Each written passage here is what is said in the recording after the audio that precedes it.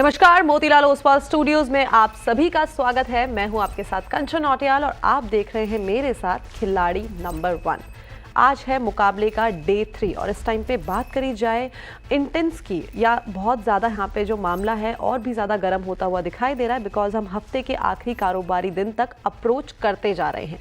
अब थोड़ा turn around करते हैं, बात करते हैं मार्केट की कि मार्केट का मूड माहौल कैसा है। मार्केट में मूड वापस से सुधरता हुआ नजर आ रहा है। वापस से जो लोअर लेवल है बाजार ने वहां से रिकवरी तो डेफिनेटली एक ले ली है। बैंक निफ्टी की बात करें, देखिए एक वी शेप रिकवरी का हमें डायरेक्टली एक चार्ट बनता हुआ दिखाई दे रहा है। बैंक निफ्टी में मिड कैप भी इस टाइम पे इन ग्रीन ही आके कारोबार कर रहे हैं, या बात करें स्मॉल कैप की तो वहां पे भी जो जायजा है वो इस टाइम पे अच्छा खासा बनता हुआ दिखाई दे रहा है। सेक्टर स्पेसिफिक भी बाकी जैसे हमने मेंशन भी किया कि मेटल्स में आज तेजी देखने को मिल रही है, ऑटो में तेजी देखने को मिल रही है। इन ऑल अगर हम बात करें तो मार्केट का मूड माहौल सही बैठा हुआ है। अब एक बार अपने गेस्ट से समझते हैं और उससे पहले देखते हैं कि किस तरीके का कंट्रीब्यूशन है, किस तरीके के एडवांस डिक्लाइन है, उस पर भी नजर डाल लेते हैं कि पता तो चले कि कितने स्टॉक्स तेजी में और कितने स्टॉक गिरने में है। बढ़ने वाले करीबन 1404 शेयर्स हैं और इस टाइम पे बात करें बेयर्स का साथ देने में तो 1099 स्टॉक बेयर्स के साइड में आके बैठे हुए हैं, यानी कि आसपास का ही मामला इस टाइम पे दिखाई दे रहा है। बात कर लेते हैं कंट्रीब्यूशन की। गेनिंग साइड में एचडीएफसी, दिग्गज, भारतीय एयरटेल, महिंद्रा एंड महिंद्रा और इन्फोसिस बुल्स पे बेट लगा रहे हैं और बेयर्स पे बेट लगाते हुए दिखाई दिए हैं। ICICI bank, axis bank, TCS और सन फार्मास्यूटिकल। इसमें से आधे से ज्यादा शेयर्स तो ऐसे हैं जहां पे हमें एक खबरों का जायजा देखने को मिला है और उसका ही रिएक्शन सीधा सीधा स्टॉक स्पेसिफिक भी आता हुआ दिखाई दिया है। तीनों खिलाड़ी हमारे साथ जुड़ गए हैं। आप सभी को नमस्कार। डे 3 मुकाबले का कैसा लग रहा है? कितना इंटेंस हो रहा है मामला अंदर से? देखिए, ओवरऑल बाजार इतना मौका दे नहीं रहा है कमाने का, क्योंकि स्टॉक स्पेसिफिक एक्शन कंटिन्यूड है, लेकिन मौके ज्यादा नहीं मिल पा रहे। आप देख सकते हैं कि निफ्टी धीरे धीरे ड्रिफ्ट हो रहा है नीचे की ओर, और यहाँ पर एक इंडेक्स का जो इंपॉर्टेंट सपोर्ट लेवल है वो 24,490 460 के आसपास है। उसको ब्रेक नहीं करना चाहिए, और अगर रिवर्सल होता है यहाँ से वापस से 24,650 के ऊपर तो अच्छा मूव मिल सकता है। तो ये वीक काफ़ी पेचीदा रहेगा, इतना आसान नहीं होगा कमाना, लेकिन स्टॉक स्पेसिफिक एक्शन कंटिन्यूड है मार्केट में। ओके, तो काफ़ी इंटेंस है। पिछले 2 हफ्ते से हम देख रहे हैं कि रेंज बाउंड कारोबार हो रहा है और इंटेंसिटी जो है वो और भी ज़्यादा बढ़ती जा रही है। समझ नहीं आ रहा कि ऊपर जाया जाए या नीचे जाया जाए, तेज़ी में खेला जाए या फिर मंदी पे सौदा लगाया जाए। चलिए कोई नहीं, वापस अब मैं हरीश जी आपके पास आना चाहूँगी। क्या लग रहा है मार्केट में क्या करना चाहिए? बिकॉज फंडामेंटली इस टाइम पे हम देखें तो एफआईएस बिकवाली कर रहे हैं। जून के महीने की बात मैं अगर करूं तो नेट नेट हमें सेलिंग देखने को मिली है। प्रमोटर्स की तरफ से जो इक्विटी है वहां पे भी एक मेजर सेल ऑफ आता हुआ दिखाई दिया है। चार्ट पे समीकरण किस तरीके के बैठ रहे हैं, क्या लग रहा है? अगर निफ्टी की बात करते हैं, निफ्टी देखिए जिस तरीके से नीचे लेवल्स पे बेस बना चुका है 24,450, जब तक इसके ऊपर है मल्टीपल टर्म मुझे लग रहा है कि रिवर्सल देखने मिल सकता है। लेकिन ऊपर भी कैप है 24,850 के अराउंड, तो मुझे लग रहा है कि एक नैरो रेंज में चल रहा है। मुझे लग रहा है कि कल के दिन एक्सपायरी है वापस, वीकली एक्सपायरी, या उसके बाद एमपीसी का मीटिंग का या आरबीआई एमपीसी का ये आएगा, तो उसके चलते मुझे लग रहा है कि ये जो दोनों सिनेरियो में मुझे लग रहा है कि मार्केट थोड़ा कंसोलिडेट करेगा और फर्दर टाइम पीरियड के लिए। तो मुझे लग रहा है कि आरबीआई मीट के बाद ये कोई क्लियर डायरेक्शन देखने मिल सकता है। ओके, तो इस टाइम पे इवेंट्स भी काफ़ी सारे खड़े हैं इस हफ्ते, जिसके लिहाज से ये हफ्ता again and again I am repeating बहुत ज़्यादा क्रूशियल है, बहुत ज़्यादा इम्पॉर्टेंट है। ओम जी, आपको क्या लग रहा है किस तरीके के समीकरण हैं? सेम वही हमें कंसोलिडेशन का फेज, वही अपर लेवल जो कोट किए गए हैं, वही सपोर्ट लेवल्स, या कोई और नई चाल निकल के आई है? जी नहीं, ऑलमोस्ट मेरा भी अप्रॉक्स जो हमने जो पिछले 2 वीक से कंसोलिडेशन देखा है और लास्ट 2 से 3 दिनों में हमने देखा है कि ऊपरी स्तरों से हमें एक मुनाफा वसूली हमें देखने को मिल रहा है। तो करंट लेवल से अगर हम नॉर्मली अगर हम स्मॉल चार्ट फ्रेम पे अगर हम देखें तो 24,750 का एक इम्पोर्टेंट रेसिस्टेंस हमें निफ्टी में नजर आ रहा है। अगर वो लेवल जब तक ब्रेक नहीं हो पाता है तो ऑलमोस्ट वहां से एक सेलिंग प्रेशर बनता हुआ नजर आएगा। और 24,500 और सेकंड सपोर्ट जो 24,375 का है वो काफी क्रूशियल सपोर्ट रहता है कि अगर उसके नीचे अगर निफ्टी ड्रिफ्ट करता है तो एक एंटायर सेल ऑफ वहां पे देखने को मिल सकता है। वहीं अगर बैंक निफ्टी की बात करें तो 56,000 के लेवल पे काफी राइटिंग हो रखी है, तो प्रॉक्स हम ये मान के चल सकते हैं तो 56,000 का लेवल काफी स्ट्रॉन्ग रेजिस्टेंस हमें शो कर सकता है। वहीं अगर 55,300 के नीचे अगर बैंक निफ्टी फिसलता है तो वहां पे भी हमें एक थोड़ा बहुत मुनाफा वसूली देखने को मिल सकता है, बट स्टॉक स्पेसिफिक अप्रोच हमें उसके साथ ही हम बनाए रखेंगे अपना व्यू। ओके, तो जिस्ट ऑफ द स्टोरी तीनों ही गेस्ट की तरफ से चेरी पिकिंग हमें करनी है। इंडेक्स में इस टाइम पे जो नजरिया है वो कंसोलिडेशन का ही है, लेकिन वैल्यू हंटिंग चेरी पिकिंग यहाँ पे करके चला जा सकता है। चलिए एक बार अब नजर डालते हैं कि रिटर्न कार्ड इस टाइम पे किस तरीके से दिखाई दे रहा है, क्या नंबर्स इस टाइम पे पेश कर रहे हैं।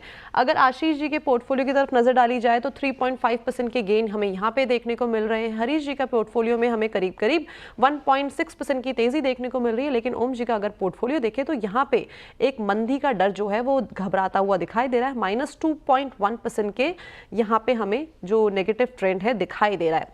एक बार पोर्टफोलियो पे भी नजर डाली जाए, पोर्टफोलियो का इस टाइम पे किस तरीके का हाल दिखाई दे रहा है, कौन से स्टॉक में तेजी है। तो सबसे पहले लेके आते हैं आशीष जी का पोर्टफोलियो, देखते हैं कि किस तरीके का मूड माहौल पोर्टफोलियो के अंदर बनता हुआ दिखाई दे रहा है। देखिए हिमाद्री केमिकल यहाँ पे खरीदारी, करंट मार्केट प्राइस दिया गया था 473 का, टारगेट 520 के कोट किए गए थे with a stop loss of 463।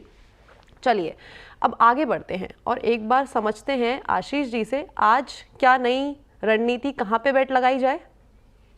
देखिए ओवरऑल आज के दिन में रेलवे स्टॉक्स में कुछ बज़ होता हुआ नजर आ रहा है। यहाँ पर इरकॉन एक ऐसा स्टॉक है, इरकॉन इंटरनेशनल, जहाँ पर एक अच्छा खासा मूव देखने को मिल सकता है। एक अच्छे कंसोलिडेशन के बाद में एक ब्रेकआउट आता हुआ नजर आ रहा है। इसने 10 डीएमए से सपोर्ट भी लिया है, वहीं से बाउंस बैक हो रहा है, तो ऊपर जाने के वापस से कगार पर है। तो ओवरऑल जो ट्रेंड इरकॉन पे है वो पॉजिटिव है। यहाँ पे टारगेट ऊपर में निकल कर आते हैं 218 का, और स्टॉप लॉस लगाना होगा 192 का। ओके 192 का लगाना होगा इरकॉन के अंदर स्टॉप लॉस। 218 तक के नंबर्स आपको चार्ट्स में देखने को मिल सकते हैं। चलिए आगे बढ़ते हैं और एक बार हरीश जी के पोर्टफोलियो की तरफ नजर डालते हैं, वहां पे किस तरीके का मूड माहौल हमें इस टाइम पे बनता हुआ दिखाई दे रहा है। देखिए वोल्ट मैप की बात करी जाए तो यहाँ पे प्रॉफिट बुकिंग की सलाह थी। करंट मार्केट प्राइस इस टाइम पे दिया गया था 8,996 विद टारगेट ऑफ 9,300 और स्टॉप लॉस लगाना था 8,200 का। जीडीएमसी की बात करी जाए तो यहाँ पे एग्जिट की पोजीशन टारगेट दिया गया था 395 with stop loss of 358। Harish ji आज क्या नया एडिशन आपकी तरफ से? मेरा भी एक्चुअली मुझे लग रहा है कि रेलवे स्टॉक्स में थोड़ा मोमेंटम अच्छा खासा बिल्टअप हो रहा है। मेरा स्टॉक रहेगा राइट्स में। अगर राइट्स के चार्ट स्ट्रक्चर देखते हैं तो कुछ दिनों के बाद 200 मूविंग एवरेज के ऊपर कंसोलिडेट कर रहा है और आज के दिन एक ट्रायंगल फॉर्मेशन का ब्रेकआउट के आसपास है। तो मुझे लग रहा है कि ये करंट लेवल्स पे बाय करना चाहिए राइट्स, और टारगेट्स बनेंगे 322 का और स्टॉप लॉस बनेगा 272। ओके और आज भी हमें अच्छी खासी तेजी यहाँ पे देखने को मिल गई है राइट्स, तो यहाँ पे करके चल सकते हैं खरीदारी। स्टॉप लॉस आपको लगाना है 272 का, टारगेट देखने को मिल सकते हैं 322 रुपए के। मूविंग फॉरवर्ड ओम जी का पोर्टफोलियो लेके आइए, एक बार नजर डालते हैं किस तरीके का मूड माहौल, किस तरीके की स्थिति वहाँ पे हमें इस टाइम पे आती हुई दिखाई दे रही है। सबसे पहले सीक्वेंस साइंटिफिक खरीदारी की राय थी, टारगेट इस टाइम पे दिया गया था 227 का, स्टॉप लॉस लेकिन हिट हो गया है। जेएसपीएल की बात करी जाए तो टारगेट 995 का कोट किया गया था with a stop loss of 925। DB reality की बात कर ली जाए तो यहाँ पे प्रॉफिट बुक ऑलरेडी टारगेट था 242 का with a stop loss of 202। ओम जी कौन सा नया खिलाड़ी होगा इस टाइम पे? जी यहाँ पे मेरा बेस्ट पिक रहेगा ग्रेविटास इंडिया, मेटल सेक्टर्स के हैं। काफी कंसोलिडेशन के बाद एक ऊपरी स्तरों पे यहाँ पे काफी अच्छी हमें वॉल्यूम के साथ एक अपसर्च हमें देखने को मिल रहा है। यहाँ पे डेली क्वांटिटी भी थोड़ी बढ़ी है, तो ऑब्वियसली यहाँ से करंट भाव से 1850 के आसपास लेवल यहाँ पे ट्रेड कर रहा है। तो इसका स्टॉप लॉस हम रख सकते हैं 1800 का, और इसका टारगेट रखेंगे 2225 का। ओके तो ये थी राय ग्रेविटास के ऊपर, ये ओम जी की तरफ से इस टाइम पे आती हुई दिखाई दे रही है। और इस पैक में ही हमें एक एक्शन देखने को मिल रहा है। जो टारगेट कोट किया गया है that is around 2225, stop loss आपको स्ट्रिक्टली लगाना है 1800 में। चलिए एक एक पिक तो हो गई, एक और ले लेते हैं। ओम जी मैं आपसे ही शुरुआत करती हूँ, कोई और पिक? जी मैं यहाँ थोड़ा वेट करना चाहूंगा। अच्छा वेट करना चाहेंगे। हरीश जी आपकी तरफ से? पिक रहेगा डीवीएस लैबोरेटरीज में। अगर डीवीएस लैबोरेटरीज में देखा है तो ऑल टाइम हाई के ऊपर पिछले हफ्ते में क्रॉस किया था, और अभी करंट देखा है तो रिटेस्ट करके फिर से एक बार मोमेंटम बिल्टअप हो रहा है स्टॉक प्राइस में। मुझे लग रहा है कि डीवीएस लैबोरेटरीज को बाय करना चाहिए करंट लेवल्स पे, और टारगेट्स बनेंगे 6950 का और स्टॉप लॉस 6500 का। ओके, तो डिवीज लेबोरेटरीज इस टाइम पे रखना है रडार पे। यहाँ पे दी गई है खरीदारी की सलाह। टारगेट देखा जाए तो 6,950 तक के देखने को मिल सकते हैं। स्टॉप लॉस लगाना है 6,500 पे। ये हरीश जी की है दूसरी पिक। आशीष जी, क्या है आपकी किटी में?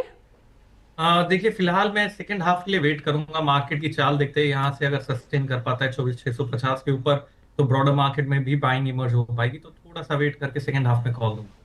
चलिए, कोई बात नहीं। एक एक कॉल रह गई है आशीष जी की तरफ से और ओम जी की तरफ से, लेकिन हरीश जी ने अपनी दोनों ही पिक यहाँ पे हमारे सामने प्रेजेंट कर दी है। चलिए, कोई बात नहीं। अब देखिए, आज एबी फैशन एंड रिटेल में, साथ में इंडिजीन की बात करी जाए, स्पार्क की बात करी जाए, एक भारी गिरावट देखने को मिल रही है। तीनों शेयर में एक एक्सीडेंट देखने को मिल रहा है। लेकिन एक्सीडेंट ऑफ द डे बताने के लिए यतिन जी हमारे साथ जुड़ गए हैं, एज मेंशन्ड अर्लियर। यतिन जी, क्या है इसके पीछे का कारण? गुड मॉर्निंग कंचन। देखिए, अगर हम बात करें दो काउंटर्स की, पर्टिकुलरली ABFRL, तो यहाँ लगभग 6.25% इक्विटी में ब्लॉक होता हुआ आपको नजर पड़ा है। हमारी जानकारी के हिसाब से सूत्र बता रहे हैं कि यहाँ फ्लिपकार्ट ने अपना 6% हिस्सा पूरी तरीके से बेच दिया है, जिसके बाद काउंटर में आपने एक 10% का लोअर सर्किट भी देखा है, क्योंकि डिमांड ठीक ठाक नहीं थी। इनफैक्ट 80-81 रुपीज़ की रेंज में ये ब्लॉक डील आपको होती हुई नजर पड़ी है ABFRL में। इसके अलावा इंडिजीन लगभग 11% इक्विटी यहाँ चेंज हुई है, और हमारे सूत्र ये बता रहे हैं कि प्राइवेट इक्विटी इन्वेस्टर्स यहाँ एग्जिट ले चुके हैं, और 591-592 की रेंज में ये ब्लॉक डील आपको होती हुई नजर पड़ी है NSE पे, जिसके बाद शेयर में थोड़ा बहुत प्रेशर आप देख रहे हैं।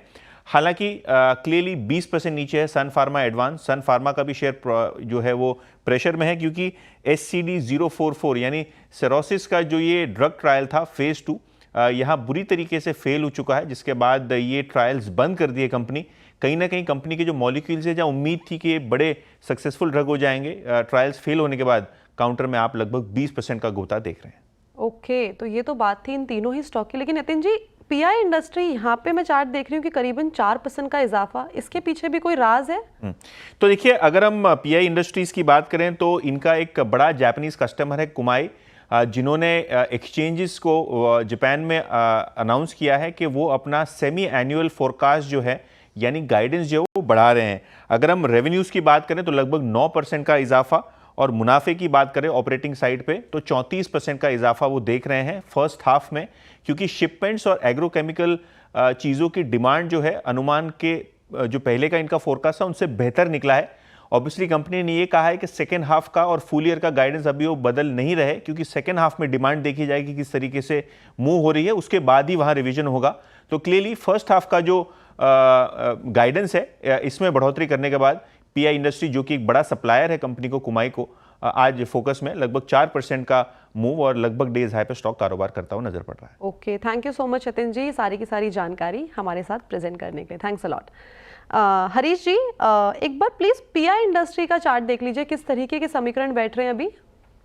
PI इंडस्ट्री में देखिए नीचे से अच्छा खासा एक शिफ्ट रिकवरी देखने मिला था कुछ लास्ट 1-2 मंथ्स में। मुझे लग रहा है कि जिस तरीके से हायर टॉप हायर बॉटम अभी भी होल्ड कर रहा है स्टॉक में और पोटेंशियल है ऊपर की ओर 4100 और 4250 के पास तक जाने के लिए। तो ओवरऑल सेटअप अभी भी शानदार है। अगर किसी के पास होल्ड है तो बाइंग है तो ऑलरेडी होल्ड करना चाहिए।